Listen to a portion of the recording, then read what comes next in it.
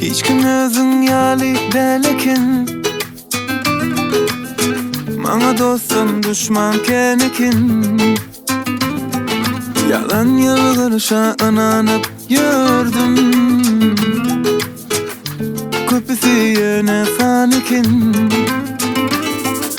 Gurulayeler izi yok, gurulaverin ziyanı yok. Ben özümü kovtanayan sizin, aklımın peydası yok.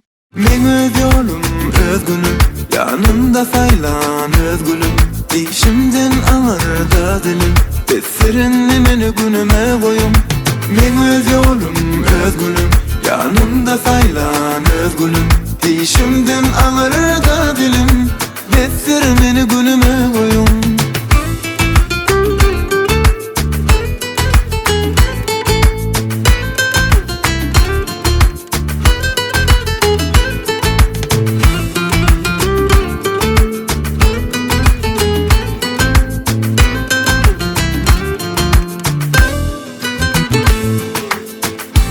Yaşasam yaşapıyoruz, gönül öz özümüz anlatıyoruz.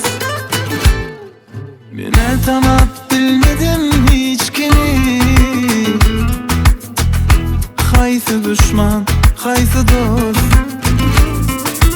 Gurulayeler izi yok, gurulaverin ziyanı yok. Ben özümü kovtanayan sizin, aklımın peydası yok.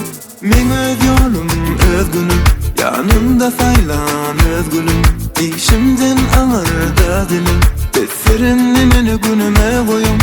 Men öz yolum özgünüm, yanımda saylan özgülüm. İşimden ağırda dilim, besir meni günüme koyum. Men öz yolum özgünüm, yanımda saylan özgülüm. İşimden ağırda dilim, besirinli meni günüme koyum.